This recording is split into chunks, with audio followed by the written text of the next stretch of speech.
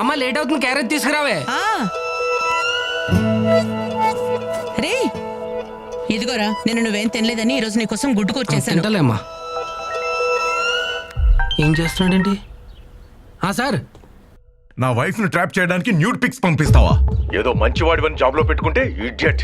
నీ అంతు తెలుస్తాను, police complaint ఇస్తాను. సార్ నేనెందుకు పంపిస్తాను సార్? ఇప్పుడే నేను డ్యూటీకి బయలుదేరుతున్నాను సార్. నేను ఏ ఫొటోస్ పంపించలేదు సార్. చూస్తారా, నీ సంగతి ఏంటో చూస్తా. ఎవర్రా? ఏమైంది అలా ఉన్నావు? ఇదేడుస్తుంది. ఆగవే, ఎందుకు ఏడుస్తున్నావే? ఏమైంది? అమ్మా అది చెల్లి, ఏమైందే? అన్నయ్య, అమ్మా నా ఫొటోస్ అన్ని నోట్ ఫొటోస్ గా మార్ఫ్ చేసి సోషల్ మీడియాలో అందరికి షేర్ చేస్తానని బెదిరిస్తున్నాడు. ఎవడ్రాడు? అది నువ్వు లోన్ తీసుకున్నావంట కదా, అది రీపే చేయలేదని నా ఫొటోస్ అన్ని సోషల్ మీడియాలో అప్లోడ్ చేస్తానని వార్నింగ్ ఇస్తున్నారు.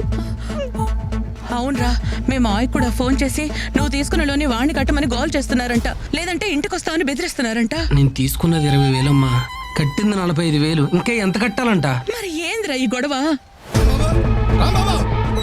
చేసిందంతా చేసే లోపల దాక్కుంటా పెట్టరా, బయటికి రా. ఎద్దావా ఎరా, మీ పక్కింట్లో దిగిన పాపానికి మమ్మల్ని ప్రశాంతంగా బతకనివరా? ఏమైందన్నయ్య?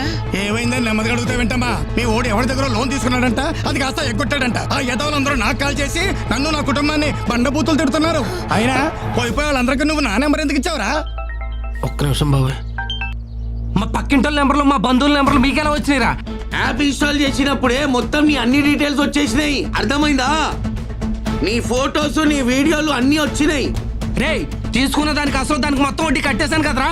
కట్టిందే లేట్ ఫీజు, పెనాల్టీ దాని వడ్డీకే సరిపోయింది పైసలు. అసలు ఎవరా మీ అమ్మ మొగుడు కడతాడా? రే, ఇదంతా మోసం రా, మీరంతా చీటర్స్ రా. రే, మీరు అసలు మనుషులేనారా? ఏదో అవసరంలో కొద్దిగా లోన్ తీసుకున్న పాపానికి నన్ను ఎంత హింసిస్తారా? ఇదంతా ముందే తెలిస్తే అసలు మీ దగ్గర నేను అప్పి తీసుకునేవాడిని కాదురా.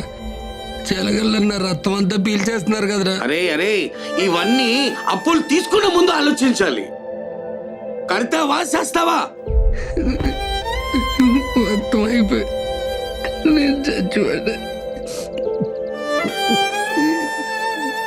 ఇలాంటి యాప్స్ డౌన్లోడ్ చేస్తే మీ కాంటాక్ట్స్, ఫొటోస్, వీడియోస్ మరియు బ్యాంక్ అకౌంట్స్ హ్యాక్ చేసి డబ్బులు కట్టకపోతే ఆ ఫొటోస్ని రాంగ్గా మార్ఫింగ్ చేస్తామని బెదిరిస్తారు. అందుకే ఇలాంటి వాళ్ళని రిపోర్ట్ చేయండి. 1930కి ఫోన్ చేయండి, లేదా మీ దగ్గరలో ఉన్న సైబర్ క్రైమ్ పోలీస్ స్టేషన్కి సంప్రదించండి. My dear friends, please be aware of cyber crimes. This is our social responsibility. Thank you.